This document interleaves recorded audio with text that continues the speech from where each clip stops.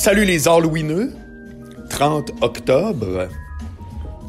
Comment allez-vous? Ce fut une semaine productive. Dans le sens que j'ai mis de l'ordre dans plusieurs affaires. Dans ma tête puis dans mes projets, là, j'ai mis de l'ordre. J'ai fait en sorte que tout à coup, là, je suis en train de cristalliser un petit peu plus. Ça fait que je vous parlerai de ça quand ça sera concrétisé, puis vous allez le voir passer de toute façon. Mais tout ça pour dire que j'ai eu une bonne semaine. La semaine d'avant, étant donné qu'il pleuvait, c'est malade, hein, la température, on dira ce qu'on veut. C'était comme, je trouvais le temps long un peu, puis c'était moyen, disons, c'était moyen. Puis là, cette semaine, il n'y a pas plu, à part, je pense, lundi. Je me vais vous dire que j'ai pas sorti ben pareil, mais peu importe. Puis là, il annonce beau aujourd'hui, puis samedi aussi. Puis le week-end prochain, il annonce encore chaud. Tu sais, chaud, genre 8-10 degrés, là, à Montréal, du moins. Puis je pense que je vais être à Québec. Ça fait que, vendredi et samedi prochain, je devrais être à Québec. Parce que là, je peux retourner visiter ma mère qui est en résidence. Je peux pas rentrer encore, mais ça pourrait changer d'une journée à l'autre. Mais on peut sortir dehors. Ça fait que justement, ça tombe bien s'il n'annonce pas trop froid, etc.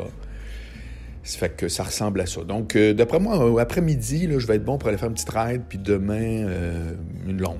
Ça regarde bien. Ça regarde bien. Maintenant, suggestion de films d'horreur. Ouais. D'abord, je vous invite à aller dans marcboilard.com. Comme d'habitude, quand vous voulez tout voir, tout est regroupé là. Puis en bas de la page, quand vous arrivez, il y a vraiment me suivre, où là, vous voyez mes liens sur différents médias sociaux, incluant IMDb. Si vous ne connaissez pas déjà, c'est vraiment la référence ultime. C'est vraiment ça, puis Rotten Tomatoes, c'est les deux places où je trouve qu'on a le plus de feedback valable. Rotten Tomatoes, ça agrège plein de critiques de films. Puis IMDb, ça le fait aussi, mais c'est surtout Monsieur, Madame, tout le monde, moi inclus, qui allons coter sur 10 les films qu'on regarde, les séries, etc. Puis ça permet de donner ton avis à tout le monde. C'est ça que vous allez voir en cliquant sur le petit logo IMDb dans marcboilard.com en bas de la page. Vous allez tomber sur ma page dans le site, puis tu cliques mes notes. Ça fait que là, vous allez voir. Donc, ce que je vous dis là, c'est tiré en partie de là. Je vous parle de ça parce que quand je parle de films, ça pogne tout le temps. Le monde aime ça, avoir des suggestions de films, puis c'est vrai parce que c'est l'enfer le temps qu'on passe à choisir. Je ne sais pas si on a tous les mêmes critères non plus, hein, je me demande, vous me le direz, vous autres, comment vous fonctionnez. Moi, mettons, là, je suis abonné à tout, là. Je suis abonné à Netflix, Amazon Prime, j'ai un Apple TV, donc j'ai accès à iTunes. Je pirate aucun film. Mais mon chum Dom, lui, manifestement le fait, puis je suis plugué sur son Plex. Si vous ne connaissez pas Plex, c'est intéressant. C'est comme si, dans le fond, tu mets des films dans ton ordinateur, puis ton ordinateur devient un serveur, puis tu le partages. C'est que moi, dans le fond, quand je regarde un film par Plex, c'est un film que je vais chercher dans l'ordinateur à Dom. Ça fait que, puis là, tu peux avoir un réseau de même où tout le monde pige dans l'ordi de l'autre. Ça fait que c'est bien fait. Ça marche. C'est en 1080, let's go. Ben, dépendamment comment lui, il l'a mis dans son ordi, tiens. Ah, très bon. Ça fait que... Donc, moi, je commence tout le temps par regarder ce qu'il y a sur iTunes, notamment le mardi, parce que mardi, c'est les nouveautés. Alors, vous comprenez bien que les nouveautés, c'est au ralenti de ce temps-là, étant donné que les studios peuvent difficilement tourner, mais surtout qu'il n'y a même pas de cinéma. Ça fait que les premières semaines, ça n'a pas trop fait de différence, mais là, on est rendu que, l'inventaire, là, c'est moins là. Il n'y a pas de blockbuster aucun qui sort nulle part. À moins qu'il ait déjà tourné, tu sais. C'est que moi, je commence là. Après ça, je m'en vais dans Netflix. Je regarde l'onglet nouveautés. Après ça, je vais faire un tour sur Amazon Prime, mais moins, mais de plus en plus. Avant, il y avait un catalogue vraiment en poche, comme les premiers, d'ailleurs, de Netflix. Hein. Netflix, là, je ne sais pas si vous êtes au courant de ça, mais au début, c'était un service où tu te faisais shipper des DVD. C'était mon beau-frère, ma sœur est à New York, elle est mariée, puis c'est Richard, il y a des années de ça, qui me disait, je me suis abonné à un service, puis il t'envoie un DVD, puis tu l'écoutes, puis après ça, tu le rends, ou tu vas le porter, genre au Publix. Il avait mis comme des espèces de machines à liqueur où tu retournais ton DVD. C'était physique, là, tu le recevais par la poste. Puis un jour, ils se sont mis à investir sur l'idée de la distribution numérique, puis c'est devenu ce qu'on connaît, mais c'était pas évident, c'était très innovateur. Puis Donc, quand je magasine, puis c'est pour ça que je vous parle d'IMDb, c'est que quand je magasine des films, quand il y en a un qui m'intéresse, puis qu'il n'y a pas de critique comme telle, puis il n'y a pas d'étoiles, puis il n'y a pas rien, ce qui est très douteux. Habituellement, un film, quand il reçoit des moyennes critiques, il décide de ne pas mettre les critiques, de ne pas mettre une évaluation. Puis quand il y en a une, puis qui est bonne, bien, habituellement, c'est très révélateur. Puis c'est rare, je me suis trompé. Règle générale, m'a dire, quand tu vois pas de critique, puis que tu vois pas de pointage, là, c'est parce que c'est moyen. Mais des fois, je trouve dans IMDb, les gens sont extrêmement sévères. J'ai écouté dans Amazon Prime, cette semaine, j'ai découvert un nouveau film qui s'appelle The Lie, Le mensonge. L'histoire est géniale. Je ne vais pas vous brûler le punch parce que c'est pas tout ce qu'on pense, mais au début du film, le père est avec sa fille, puis il embarque une de ses amies qui attend l'autobus. Puis là, ils ont envie épouvantable. Là, la fille qui a embarqué, elle dit « Ah, écoute, j'ai envie. » Elle dit « Ouais, mais on est sur le bord du chemin. Là, c'est pas grave. » Puis là, ils s'en vont où un pont. Puis tout à coup, sa fille, à lui, au bonhomme, elle se met à crier. C'est qu'il s'en va la rejoindre où le pont. Puis elle dit « Je l'ai poussé. » Ça fait que là, tout le film, c'est les parents qui tentent de cacher le fait que leur fille a poussé l'amie en bas, qu'elle est tombée dans la rivière, puis on la revoit plus. Puis là, évidemment, qu'est-ce que tu penses? Le père de la fille qui est tombée, il s'en vient au début voir « Hey, salut, avez-vous vu Britney? Où est-ce qu'est Britney? Je sais pas trop. Ah, là, je sais pas trop, tu sais. » Puis là, écoute, ça part en couille, là, vraiment. Puis c'est super bon. Puis tu t'en vas voir dans IMDb, 5 étoiles. J'ai fait, comment 5 étoiles? C'est un 7-8 facile. Moi, je suis pas loin du 8, là. C'est pas un 9, un 10, c'est pas un chef-d'œuvre. Mais c'est un super thriller, un super drame. Appelez-le comme vous voulez, c'est vraiment bon. En tout cas, ça, c'est ma première recommandation. On n'est pas dans les films d'horreur, là, mais on est dans un film très, très fort. En passant, ce que je vous dis là, je l'ai dit en substance avec Bouchard hier, c'est parce que je sais pas trop qui écoute quoi. Il y a personne qui me dit vraiment « Ah, moi, j'écoute plus ta chronique sur Internet en podcast dans OFM 93 ou Angle mort. » C'est pour ça que des fois, les sujets se recoupent ou pas, je sais pas trop. J'ai pas eu de feedback là-dessus. Ça fait que j'aimerais ça que vous me disiez, si vous écoutiez Angle mort, est-ce que des fois, vous allez réécouter ce que j'ai fait au 93? Ça j'aimerais ça que quelqu'un que vous m'écriviez pour ça. Là. Ça serait apprécié. En tout cas, ça fait que, donc, dans l'ordre, je vais vous dire, je vais vous faire un genre de top 5 des meilleurs films d'horreur. Puis je vais prendre une minute aussi pour vous expliquer pourquoi moi j'aime beaucoup les films d'horreur. Parce qu'entre autres, étant un cinéphile vraiment furieux, puis quand je dis cinéphile, ça veut pas dire que je suis un grand expert, mais je suis vraiment... Tu sais, c'est une maladie, là. J'écoute un film par jour depuis 20 ans. Puis là, vous dites, non, mais sérieux, c'est quoi le vrai chiffre? Non. J'écoute un film par jour. J'écoute systématiquement un film le soir. Tout le temps. Ben, tout le temps. Je veux dire, je fais d'autres choses dans la vie, mais si je suis tout seul chez nous, OK, je recommence. Si je suis tout seul chez nous, c'est sûr que j'écoute un film. Tout le temps.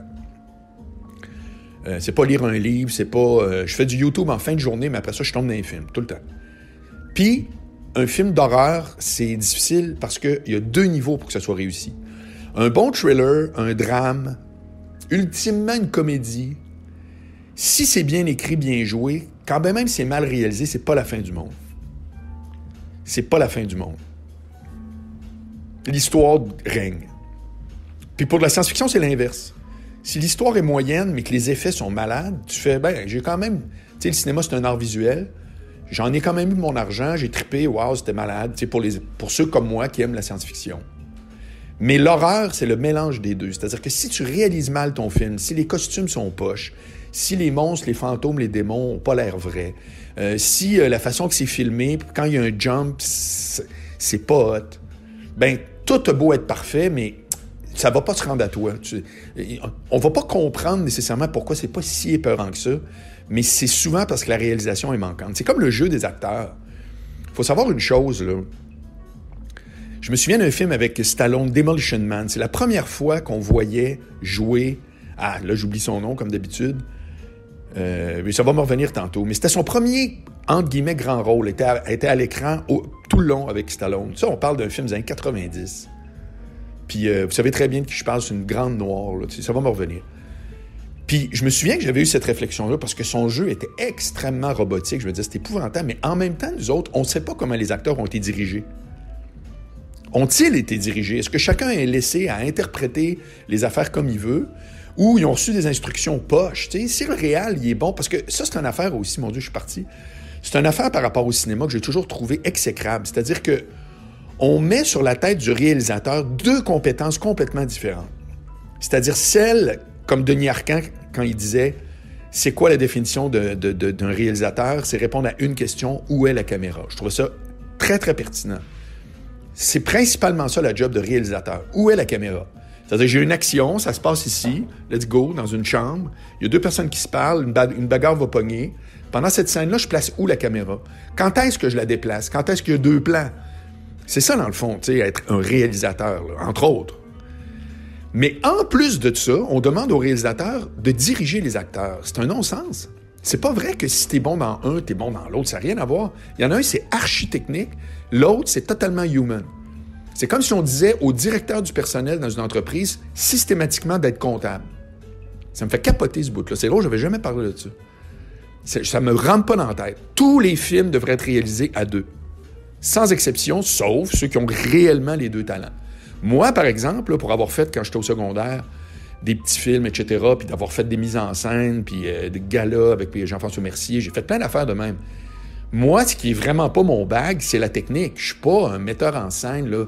J'ai une idée de décor, ou comme Guy Lévesque, qui, lui, a fait le gros show de Marie-Mé, etc. Guy Lévesque, son premier talent, c'est de la mise en scène de hardware, je dirais, là, tu sais. Mais moi, j'étais un bon meneur d'hommes, j'étais un gérant d'artistes, tu sais, j'étais un gars, c'est ça, regarde, j'étais un communicateur, etc. Ça fait que je suis bon pour mener une équipe, diriger une équipe, laisser la latitude quand c'est le temps. J'ai un talent à ça, moi. Mais ça ne veut pas dire que j'ai un talent pour où est la caméra, quel genre d'effet, pas en tout. C'est que moi, il me semble, si je réalisais un film, j'aurais quelqu'un qui s'occupe de tout filmer comme tel, décider, on peut en parler, mais avoir le dernier mot sur on va placer ça de même, ça va être de même. Puis après, une fois qu'on a décidé ça, puis que c'est lui qui aura toujours le dernier mot, ben moi, après, je pars sur le terrain, puis je dis, OK, Paul, Stéphanie, c'est de même, non, pas comme ça. Comme hier. Hier, j'ai fait une nouvelle pub avec Faf. Peut-être vous connaissez Faf, un humoriste qui est à Québec puis qui roule de plus en plus. Je l'ai connu quand j'animais mes soirées à Taverne Grande Allée, là, avant que tout ferme. Puis je l'ai pris pour la nouvelle campagne de Sainte-Foy-Ndé, qui est mon client Groupe Saillant à Québec, avec qui je fais des publicités radio chaque mois pour 4 concessions, dont Sainte-Foy-Ndé. Donc, j'ai renouvelé... c'était Philippe, là, Saint-Laurent, là, le gars qui fait les saucisses, là, en fume du bon. C'était lui notre porte-parole depuis 1 an. Puis là, on a comme fait le tour. Ça fait que j'ai eu cette idée-là. Mais hier, avec Faf, qu'est-ce que j'ai fait? J'ai retravaillé le texte avec lui, puis j'ai dirigé son jeu. C'est que c'est passé de trop low-key à ça prenait plus d'énergie, etc. Bon, c'est tout. C'est un truc que je fais à travers mes affaires, mais je comprends pas. Alors, pour en revenir à c'est quoi les films? Parce que je m'égare, je suis désolé, c'est un podcast. Hein? Le film d'horreur, comme je vous dis, c'est qu'il faut absolument que la technique appuie l'horreur. C'est-à-dire, si c'est pas crédible visuellement, si c'est mal filmé, vous n'allez pas avoir peur, point barre. Vous, moi, tu sais, bon. Alors, donc, dans les films qui répondent à ça, le premier qui me vient en tête, ça veut dire les 2 premiers, c'est la série Insidieux et la série La Conjuration. La Conjuration, il y en a 2, puis Insidieux, il y en a 4. Et ce sont des modèles de films vraiment épeurants et avec un visuel vraiment top. Le premier de Insidieux, c'est James Wan, qui est W-A-N, qui est très, très réputé pour ce type de film-là. Puis sérieux, au cinéma, c'était vraiment freakant, là, parce que il s'en va dans un espèce de monde parallèle, retrouver son garçon qui s'est sauvé comme par voyage astral. Il faut qu'il le ramène, là, il y a un démon. Puis le démon, il est vraiment épeurant. Puis, tu sais, tout est super top. C'est que c'est vraiment freak. Ça, là, je vous le dis, là, en haut de la liste, commencez avec ça. Insidious en anglais. Le premier et le deuxième, top. Puis en plus, dans le deuxième, ça, c'est malade. Dans le deuxième, il arrive des affaires qui sont littéralement arrivées dans le premier. Donc, ils reprennent des scènes littéralement du premier dans le deuxième. Puis là, tu te rends compte que ce que tu pensais... Pourtant, je recommence. Quand tu écoutes le premier, tu penses que tout ça, la boucle est bouclée. Quand tu regardes le deuxième, il y a des scènes qui reviennent intégralement. Donc, ils ont pas... Tu sais, c'est le même footage, c'est le même film. Puis là, tu te rends compte, ah ouais, quand j'ai regardé le premier, je pensais que ça voulait dire ça. Mais le deuxième te montre, non. C'était pas ça. C'est que c'était prévu qu'il y en avait 2, littéralement, je pense. Fait que c'est vraiment hot. Alors, Insidieux 1 et 2. 3, pout, puis 4, j'ai même pas de souvenir. Je l'ai vu, mais... Fait que c'est vraiment... Puis la conjuration de Conjuring, le deuxième, il est vraiment freak. C'est basé sur un couple vraiment qui existait dans la vraie vie, les Warren, qui étaient des espèces de couples qui faisaient des exorcismes, etc. Puis ils se sont rendus à un moment donné pour vrai. Tu vois à la fin des vrais extraits. Dans les années 70, se sont rendus dans une banlieue de Londres où il y avait, semble-t-il, vraiment là, une fillette qui était prise du démon. Puis c'est vraiment freak. Ça fait que prenez Insidieux 1, puis La Conjuration 2, puis je vous le dis, vous êtes super en business. Après ça, si vous avez jamais vu les films Paranormal Activity, donc Activité paranormale, qui sont tous filmés par la caméra du gars lui-même, l'acteur. Donc, un peu à la Blair Witch Project, qui est aussi un film extrêmement freak. Là. C'est le film qui a inventé, je pense, qui a parti, il y a au moins 20-25 ans de ça, l'idée de « on a retrouvé un film dans le bois, puis on regarde le film qu'on a retrouvé », ou l'idée de quelqu'un qui filme, l'acteur principal est en train de filmer, puis c'est dans le fond sa caméra à lui qui est l'histoire. Parce que, on comprend que dès le départ, on a retrouvé des gens morts dans un salon, puis avec une caméra vidéo. Puis là, tu regardes la caméra, puis c'est ça qui devient le film. C'est le projet Blair qui a inventé ça, Blair Witch Project. Ça aussi, c'est vraiment freak, je vous le dis. C'est vraiment freak. Puis Activité paranormale, c'est très fort. Le premier, entre autres, puis il y en a d'autres, là. Je pense, il y a une série, c'est 5. Ils sont pas toutes hot, mais... sauf que je me souviens pas lequel je vous recommande des autres. Mais prenez le premier, là, qui est vraiment très bon. Puis c'est un couple qui vient d'emménager dans une maison, puis tout à coup, il pense qu'il y a un démon.